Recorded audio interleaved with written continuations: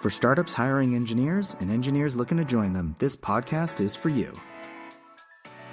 Hi, welcome to Your Next Tech Startup. I'm host Isabel Rasmussen. Today we are going to be speaking about one of the most commonly read complaints I see in feedback forms about interviews, and that is what candidates are or are not asking the person that is interviewing them during the interview process. Today we are going to be speaking with Maher about his experiences, what he recommends ICs and managers and engineering directors are asking during their interview processes. Tell us a little bit about yourself and background. Hi, Isabel. Thank you so much for having me on your podcast. Very excited to be here. Yeah, so my name is Maher. I'm currently the Senior VP of Engineering at Betterworks. I lead the engineering team there. We are building good stuff as a software as a service platform in HR tech with a lot of AI. So very good time to be building this. I've been in the Silicon Valley for the last 10 years, mainly in management position, leadership as a CTO,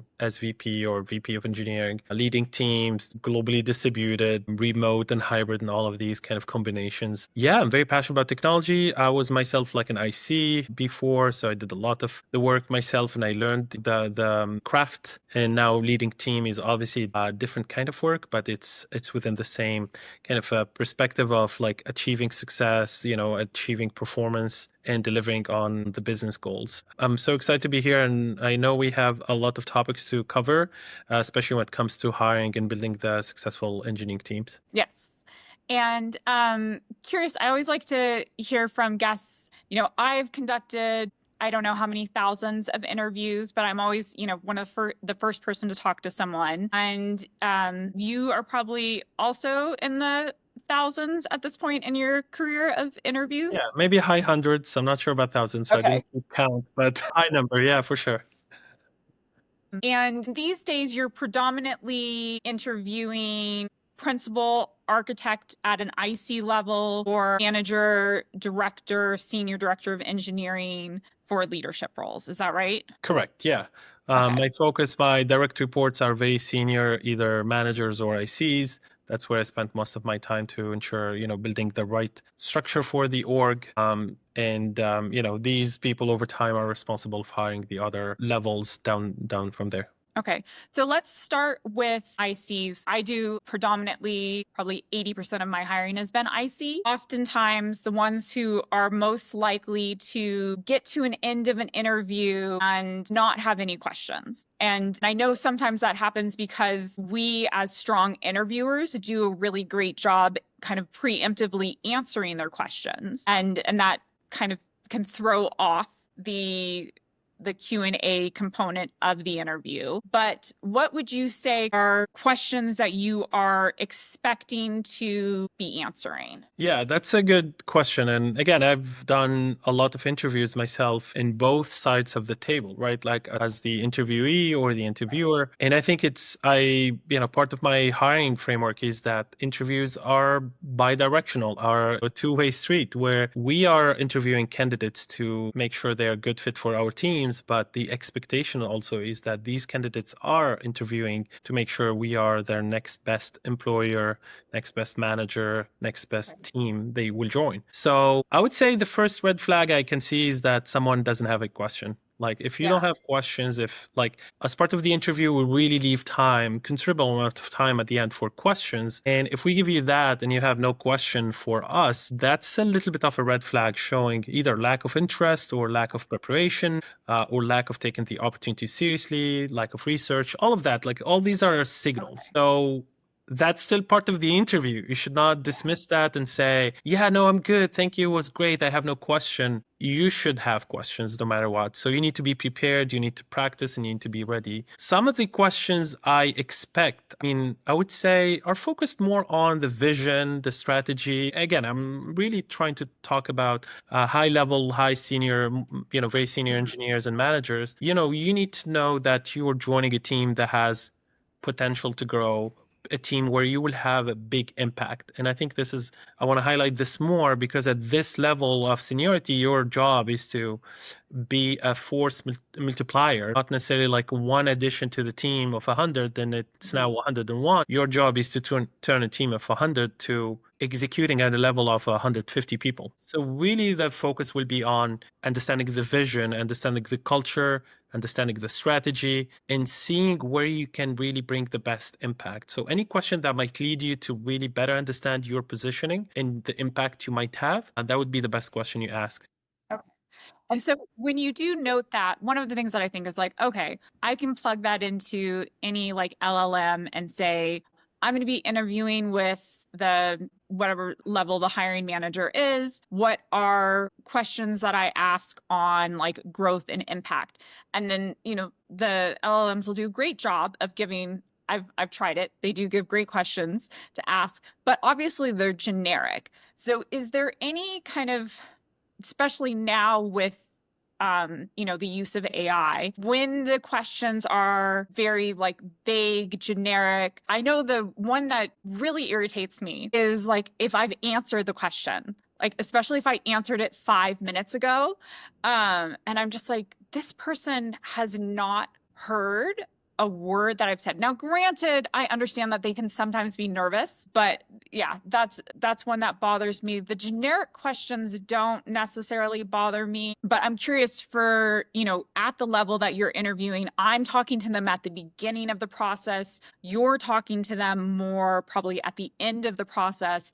They know enough about the opportunity, or in theory, they should, to be asking more specific questions. So yeah. So, I mean, a few thoughts here. The first one is that I think the usage of AI is not in any way forbidden, right? Like it's perfectly fine that you prep and do some work with AI, AI assisted interview prep. It's perfectly fine, but you should not just kind of read through what's in there and add no flavor to it, no personal touch to it. You need to do your own research, understanding what the business is about, what the team is facing, challenges. Especially like as an example, I do a lot of research when I interview. I do research about the leadership team and their background, the CEO, the future potential manager, and understand where they come from, and try to find good stories, good topics. If we had any sort of overlap in another company or another domain, kind of bring that and use it just to show personal touch to the questions. But the core, the foundation could be exactly the same, which is mainly, what is the vision, what challenges you're facing, what a successful candidate will look like. So AI or no AI, it still needs to be smart enough in showing interest and passion. And I think going back to the AI aspect, I mean, it's even better if you use AI, because we maybe go deeper into the AI aspect later. One of my advice on how to use AI is to learn from AI. AI assists are there, but the idea is not to put your brain on the side and just use AI and whatever it says, you're gonna copy paste that or say during the interview. But the idea is like you read and understand what AI suggested, so you can learn this. So next time maybe you don't need to use AI. So AI or not, I think you should show personality, show interest, and bring some creative, smart questions that are relevant, that on the other end, whoever is going to answer that will enjoy the process going and thinking to get you the answer, and not just be what's the successful candidate will look like, or like very basic stuff that I said a million times, or something, especially if it's something you can find on our website that at some point again could turn against you and become like a flag with someone who's like, well, you can find that information elsewhere. Like, use your time with me to ask very good questions you can only get from me. And that's the idea. When it comes to when I go into the interviews, first or last, it really depends on the level of seniority and what we are hiring for and the stage of the company. I like to go early on, because I need to kind of set the stage, and hopefully we get to talk about this later. I think hiring in this market today is like a sales process. It's like a sales operation. Yes, we're trying to make sure we're hiring the right people, but also at the end, you're doing a lot of selling, convincing, and showing a good picture, a good PR for the business, for you, for your team, to make sure you get the right candidates. Because you might be talking to a lot of good candidates, but you're not the only one. So selling is also part of that. And these few minutes at the end for questions are key for you to do that. And when you're thinking about kind of, all of the interviews you've conducted,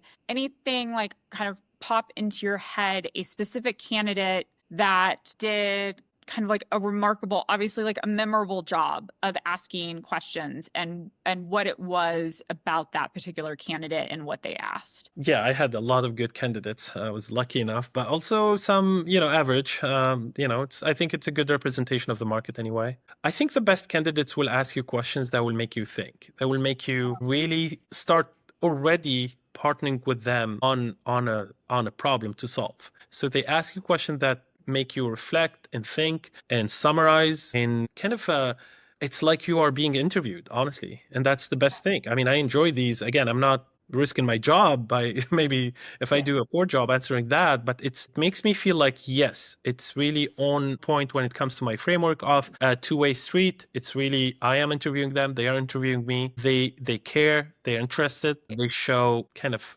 creativity and interest in pursuing this more seriously, and that pushed me a little bit into thinking. And if they have follow-up, again, maybe the ratio of time maybe could be like 80%. I'm asking question, 20% you're asking question. But at the end, it feels like that 20% they had at the end is as good and valuable as the 80% I was interviewing them. So I think these are the good questions. I don't have exact examples, honestly, for this, but definitely the best ones are the ones that will make me think and start talking to them as if they already work with me today. There's that I need to come in with questions, whatever, a list of questions that aren't about you, or you can come into it as I want to get to know this person. I want to engage this person and like really understand what it would be like to partner and work with this person. And so I think that mindset, which you're talking about, of just those two different ways of, before you're even in the interview, of really thinking about how you are going to, what is the point of the question, is good. One thing that I talk to candidates a lot about, and the market is different now with layoffs, but 5 years ago when I was interviewing, predominantly I spent a lot of time talking to people who are not happy at work, because most of the people that I was interviewing were employed. There was something going wrong at work, and then they're talking to me about potential new opportunity. And so I try to encourage people to really think about what has made them unsuccessful or not happy in work environments. I've been in some not happy work environments. What could I have asked to have avoided accepting that job? And those are questions that can be very unique to one person versus another. Yeah, I mean, again, the interview process is not a one-time thing. It's not a one interview. It's not a one data point. It's many. And I think one thing I encourage people who are going through interviews to do is to make sure they always ask, if they don't get already, the list of the people who they will be talking to, and then check them out on LinkedIn. Again, check for these overlaps, check for the topics, the projects, the expertise that might be relevant to ask questions about, and then understand their job at the company. They'll be their manager, a peer, or a direct report, or just a partner somewhere in another org. And then the best questions you can come up with at the end are relevant to that context, to who they are, to what they do, and also to the 30, 45 minutes, 60 minutes you had with them. So even if you come up, I mean, many times I prepared like many questions to go and ask people at the interviews, and then end up asking something completely different because of that context that was created in the previous 45 minutes. So that's where you can leverage all of these by becoming more context aware and really leverage that to ask the right questions. And again, the best thing you can get from candidates is really how much they want to make sure that this is a successful move for them and for the business. So that's where earlier I asked about impact. They really want to be able to assess that as they join, they will have that impact. But it's also not, it's very reasonable that they ask questions about the future of the company or the team or growth opportunities. I think some of the best questions they had were very, kind of feet on the ground, very realistic, honest, transparent about the situation. They'd read something. Maybe I work at a company that had a layoff, and then I was interviewing for a role, and they were asking about these layoffs, why they happened, what's the business, projections and all of that. I like these discussions. I go very honestly and open to the conversations and try to have exactly the same response and answer I will have now as they are being interviewed would be exactly the same if they were working with me and reporting to me the next day. So there's nothing to hide. Obviously, stay very high level and but transparent and say things the way they are, because that's very important. They need to build that connection early on so they feel working with you later will be exactly that. I mean, the worst thing that can happen is you are selling a picture of yourself, the team, the companies that is not the reality. And then, as soon as they sign on and join and find a different reality, that's not going to be successful. That will make them unhappy, and definitely you lose them. You'll end up losing them, and you wasted everyone's time on this. So I think that's what I think is a good, successful end of an interview when it comes to these questions is, take some risk asking questions that are more aware of the context that this company or team or manager is at, and show that you are very interested in that and understanding, because that impacts your future. But we don't ask from frustration or from being afraid that the future might not be bright at this company. Ask more to really assess the potential of you coming and having that growth. If that growth and impact is not, you don't see it happening, well, you need to assess that early on. Otherwise, as you said, you will end up in a place that might not be exactly what you're looking for. Yeah. So on that layoff point, I want us to get a bit more of a sample of what's a good way and a bad way to do a question. So I get probably the most common would be, I see you've had layoffs in last year. How will I know that you're not going to have layoffs again? That's not a great question. It's not a red flag question, but how could that question be? I guess I see you've had layoffs. What changes internally are happening that it makes sense to be growing the team now? Is a better way to ask that question. Yeah, exactly. You can get to the end of your question in many ways, as long as you ask the right question. So if you're concerned about the history of layoffs or most recent layoff, you can really phrase it in a way that shows, interest in understanding what happened, so you can do the work to maybe project and imagine what could happen in the future. But asking directly, do you see more layoffs coming? That shows more fear than potential. Right. So for me, if I was interviewing for this role, I would be asking more okay, well, I looked into the news. You have you had just had the layoff round. Can you tell me more about that? What were the constraints or the environment for that? Yeah. And that's up to the person to really give you the reality as much as transparency possible, but then build up for the potential of the move. And honestly, every company out there is doing layoffs. It's not becoming a one-off, or it doesn't reflect necessarily lack of growth or an issue. So it's up also to the person who is handling this question to just make sure, explain what happened, business reasons, or strategic change, and give that perception of future is good, and this is why we're hiring. Most of the time you can take this question, really turn it around to become more kind of energetic and positive about the future. So it's fair to ask these questions. It's just there's a good way to ask the same question and get the same outcomes you want. So Glassdoor is an area that people get information. When someone brings up Glassdoor as an engineering leader, is that a God, here we go? Or is that oh, good, I have the opportunity to clean up a potential misconception? How do you think about the Glassdoor type questions? Yeah, as I said earlier, your job is not to cover realities or build a parallel reality where everything is green, everything is beautiful, and you join and find realities that are different, and vice versa. You don't wanna just say it is what it is, and kind of that's what people say on Glassdoor, while that's not really true. So again, this is where I do believe again and again that this is a two-way interview. You don't go to interview people if you don't have prepared and the kind of answers, or at least ability to tackle and address these questions that are real. So in my opinion, the best answer will be something, again, that is honest, transparent as much as possible. Again, there are many things you cannot say on an interview at that time, but give that perception of honesty, clarity, and clarify that some of these voices are real and we are growing and learning. Or really, it depends on what kind of feedback you see on Glassdoor, but at least be realistic and honest about this. Otherwise, again, you're breaking one of the rules, which might lead to disappointment or misfit, at the end of the day, they will join, they will find that reality being wrong, and will end up leaving.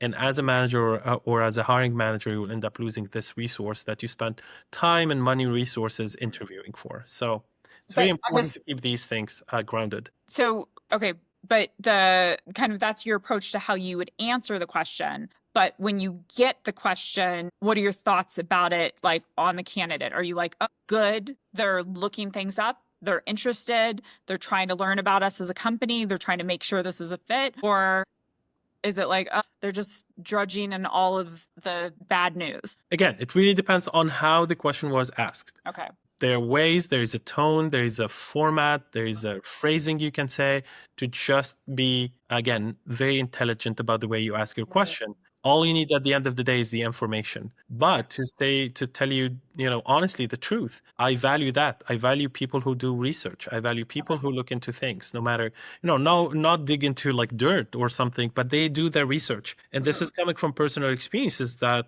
where I joined companies or maybe did interviews or was impressed with things. And then I learned that I might have took some time to read some reviews or look at the news or just go to Glassdoor that could have a little bit balanced my opinions, good or bad. So doing the research is something I really value and appreciate from candidates. But where flags might go one way or the other is how you ask, is what is your intent by asking? Are you trying to put me in a tough spot and like telling me, but listen, like you said all these great things, but when I go to Glassdoor, I see all of these bad things? Or are you really trying to understand? Right. You can have Glassdoor is again like a good representation of what's out there, but could it take you different directions, and it's very important to balance opinions out. Which is an interesting, so kind of highlighting on the red flag. So really, like, the red flag isn't so much the question itself, it's more, is this someone that I would want to work with? I just experienced that the other week. I gave some information about an opportunity I was helping to hire for, and the tone of the candidate just got, like, the experience of the interview became draining because they got so caught up in something that they weren't sure about that I had shared with them that it became almost like depressing, the energy in the interview. And so while their concern was a valid concern, I didn't feel confident in moving them forward as a candidate because the energy of them during that interview was so low and kind of downing everything that I wouldn't feel comfortable sharing them with a hiring manager. So I think that these questions, it's more about the kind of the energy around the question. Like, are they coming from a place of fear? Are they coming from like a place of like they're very combative? Or, like, are they giving me signs that as a team member, they may be a very difficult person to work with? So would you say the red flag are oftentimes more about they're giving me indicators that they would be a difficult team member than it is that they're asking a difficult question? 100%.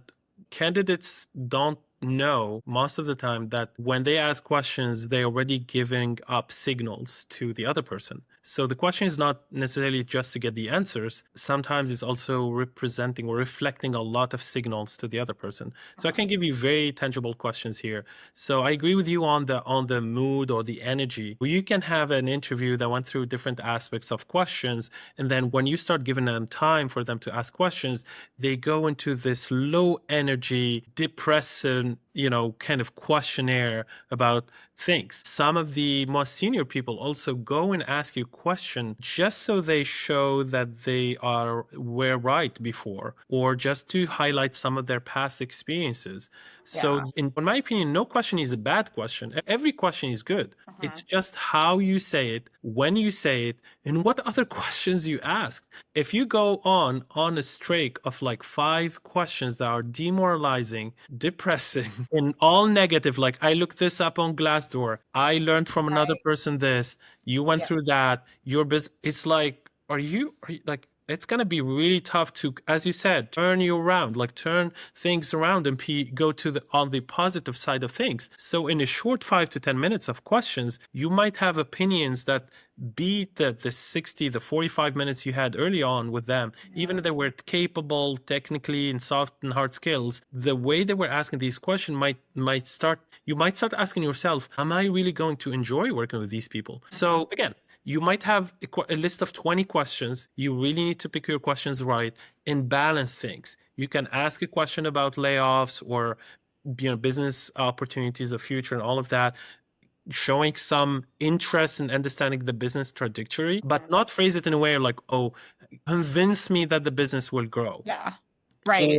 Or like, yeah, all based on the history. Or they sometimes, again, ask you questions so they can answer their own question. So they ask you something, they wait for you to be done, and then they say, you know what, I did this way in the past. Especially, again, we're talking about senior people, directors. They get into early kind of showcasing and even at some point like competition, showing you that they have skills similar to yours. So you start really think that they're good. They're like peers, yes, you'll be like lucky to hire them. In fact, it's not. It's really show some flags about like, oh, they talk a lot. They want to, put themselves more on the spotlight, or they are really hard to turn around when things go bad. And when we focus more, when you know where you are on a stage as a company, if you're a startup, if you're looking for leaders, if you're looking for people to kind of manage ambiguity and like tough times, these are already red flags. Like, no, I need people who can really excited about the challenges, excited about turning things around, finding opportunities in every challenge. So the questions are so important, but the material of the question is not the problem. The problem is like everything around it, like how you say it, when you say it, and what you're trying to get out of the question you're asking. Yeah, I think of when you hit on that, I am asking most of the questions when I interview. And another thing that drives me nuts is when people don't answer the question that I ask, and I'll stop them and I'll say, no, that's not the question I asked. This is the question that I asked. And I know it drives candidates crazy, but I hate the spend 5 minutes telling me about yourself. Like, I don't ask that question, but most candidates anticipate that. And so they just want to do that in my interview. And then I try to stop them, and sometimes they won't be stopped. And like, you automatically fail the interview because to me, everything that you're saying doesn't matter. The fact that you're not listening to anything that I've said, I've tried to redirect you, and you're not listening, makes me pretty confident that your communication skills are problematic. And, unless a hiring manager tells me I don't care about their communication skills, which I don't think has ever happened, I'm not going to move them forward. So that's, and I think, some of what you're touching on is ego, that if everything feels like, I recently had another candidate who kind of name dropped that they had worked at a FANG company so much during the interview that I started anticipating it. Like, I was like, okay, when are they going to say that FANG company again? And yeah. And I was just like, it gives you an ego concern. And typically, when we're coming from a place of like ego and all of whatever the emotional complexity that comes with that oftentimes isn't a good indicator of strong teammate. So we started this conversation really kind of high level IC. I think probably everything that we talked about is relevant for manager and director, but I do think that there are questions that, people managers should be talking to you about that we haven't addressed yet. So let's dig into that a little. Sure. Yeah. So on the people manager side of things, can you think of like a story when somebody like kind of asked some questions that you thought, oh my God, this person is going to be a horrible people manager, but was them asking you questions? Or very misaligned with how you think and your philosophy around people management is? 100%. I mean, I can recall one scenario. It's not one question. It's like throughout the whole interview. Yeah. Some people managers or, senior managers, directors of engineering, these are these are roles you get to after you practice the craft of software engineering for some time, most of the time. Right? I expect these roles to be technical, so people have been there, did the work, so they know what it is. They used to be a player, then now they're going to get into the coaching kind of spot.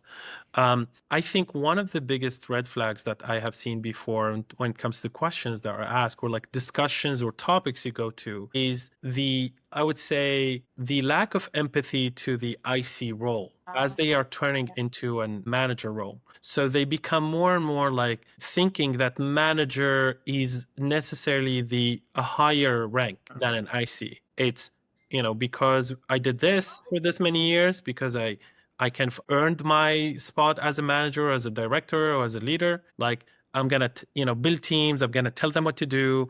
I will watch for their performance, and they will start benchmarking things to themselves. Really trying to look like, well, I expect engineers the same way I grew as an engineer, and to get to staff and principal, I worked hard. So I worked nights and weekends. I did this. I get my team to that same level of standards and bar, and anyone who doesn't meet that bar will be in trouble.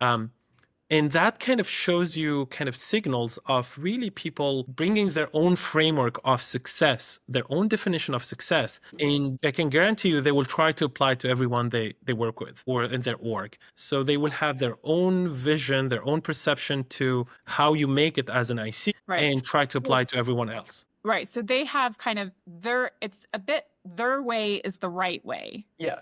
It's their way. Oh, yeah. Yeah. Otherwise, it's not going to work. Yeah. There's no other way to be successful unless you do what I tell you and go follow my path. Okay. Now, how does that come out in a question? So because some of the key questions when you ask a manager or like a leader is like, how would you manage your team? How would you manage low performer? How would you really kind of work on making sure you have these kind of opportunities to grow your team as a whole?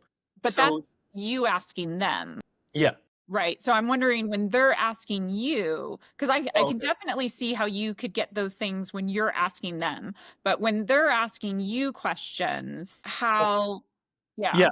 I get it. I get it now. That might end up being, questions, when they ask about the team they will be managing. How big is the team? Okay. How many senior staff, principal engineers they have? Tell me more about this. They might also ask you a question if you come late in the interview process and they are ready to talk to some engineers that might manage in the future, and they start sharing feedback and they say, oh, I like this but not that, and tell me more about how long they have been in the company. So they start giving you signals that they are very critical to everyone's journey to get there, and they believe that I feel like it's not going to work. And they start, before even they start the job, they start giving you some sort of like a strategy on how to shift things. So, and that's I think one of the biggest challenges when it comes to hiring a manager is they come to disrupt things almost immediately versus, really spending time to learn about the culture, learn about the people, and then really do the tweaks and the moves that are needed to make it more successful. So that kind of brings to the surface some concerns of like, okay, well, this is someone who kind of might be hard to work with because they will disrupt the whole thing immediately. Sometimes you need that, by the way. Let's be I mean, that's the thing. And director hiring, I really wish everybody was just honest. And low performing team is very complicated because I know good management can transform a low performing team into a high performing team. But perceptions they've got a clean house and this team sucks. Ideally, there is this transparency and alignment. Hey, the team is this, and how the VP wants the team handled and how the engineering manager wants the team handled is aligned. What are things that have stood out to you as this is a people manager that I can feel excited about? Yeah, I think most of the time, because people management is very subjective. It's very nuanced. Everyone has their own frameworks. You cannot, and this is something I talked about earlier. Like I personally, I don't have a specific definition of success that I share with everyone and say, okay, well, this is how you and my team will be successful. Just follow this. It's not my story. It's not anyone's story. Everyone has their own journey, and everyone's success is different. So I work with these, reporting managers or reporting ICs to really define that. Let them define most of it. What is success for you? And together, based on my experience and based on my role, we tweak it to make sure it works. And for me, during interviews, what shows more kind of a good fit and maybe future good alignment are two things. One is that these frameworks are as close as possible to each other. My framework of management and your framework of management. If I start hearing the same language, the same ideas and concept, it makes me feel comfortable that we'll definitely work together really well. But that's not enough. I don't want to have another copy of me doing the work. I don't want to have someone who's just, doesn't bring any added value. It's more headcount. Yeah, one thing I want to point on that, because I've talked to directors of engineering when they're about interviewing. Like in one of my episodes, I talked to someone that I used to work with, Steven, about that. And he noted how difficult it was interviewing for director of engineering roles because he didn't know what the VP or CTO wanted. And so it was hard for him to speak to that. So what are your, from the other side, your thoughts on that? So that's where all the magic happens, is they need to be able to assess how they will fit in this role, how it's going to work for them reporting to their manager. And again, this is where I think in my position as an example, I really look for other complementary skill sets, other tools, other backgrounds that will really complement my leadership and my feeling that this team is under good leadership and we can together as a group really believe in this kind of very vertical hierarchy where, I lead these teams, I delegate all the work. No, we work as partners as much as possible. So if I have someone who has more experience with different areas, either in managing teams, performance, or scaling teams, and I don't have these skills, I would really love to marry these two and have the power. So this is something that is very important, especially in the technical skills. Okay. Managers most of the time, when they go into the management position and later leadership positions, they don't have that kind of breadth of expertise. You can never find a manager who's good at AI, mobile web, backend data engineering, and security. That doesn't exist. So on the technical skills, most of the time you'd rather complement your teams with people who have more experiences, and that together you have more deeper kind of knowledge about these different aspects. Again, sometimes you hire managers for specific verticals, like a director of engineering for data, for security, but a lot of other times you have your managers for pods and for teams and directors for business units and units that you just want to make sure they have good leadership in place and you work on performance at that kind of granular level. So complementarity and skills, especially technical, but also soft skills if needed, is very key. And that comes from an acknowledgement from you as a leader, as a VP of engineering,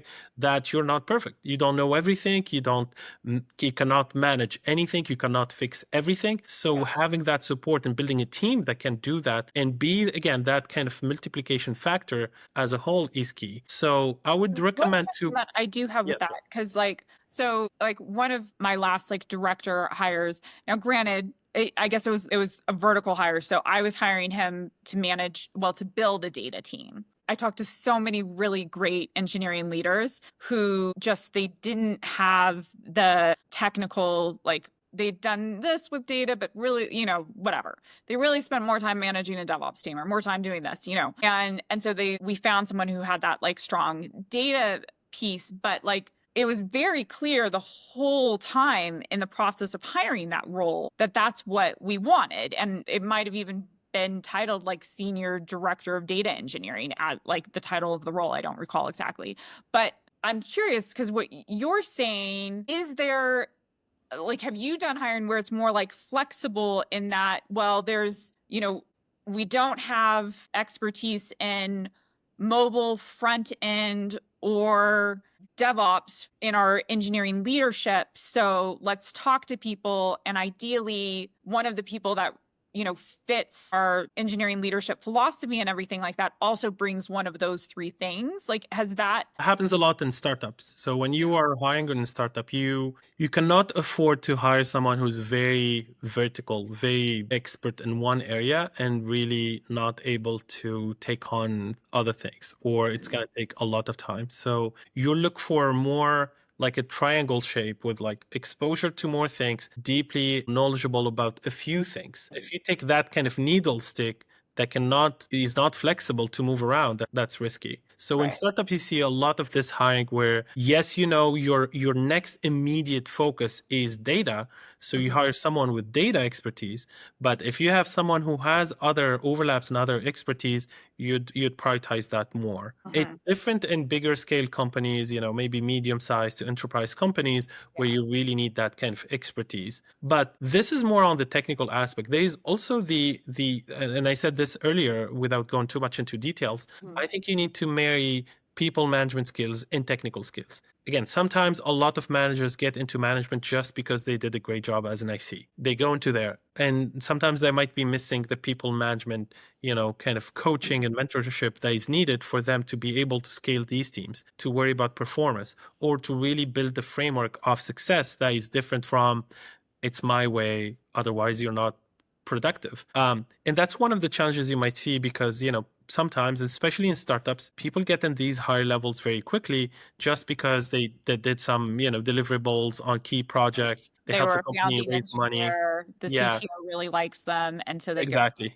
Yeah. And I have seen a lot of like the opposite way in the most recent years where you hear a lot of like co-founder, engineer, CTO stepping back and saying, I want to do just that. And this company is hiring for like a real VP of engineering, a real CTO who can do strategy, execution, performance management, and the technical aspect. So it's very important to look at this kind of a three-dimensional, how deep you are technically capable, what kind of breadth they have, but also look at the people management side of things, because together all these things will give you the right ideal candidate. But that candidate and what you're looking for depends on where you are in your stage, how big is your company, what you're looking for to achieve long-term success or short-term success. And that's where you can see more of these generic management roles, director of engineering. Yeah, data now, but later I wanted to do other things. And we have a long roadmap that is coming. And with how fast startups go, that is very important to assess early on. Yeah, no, that's a great point.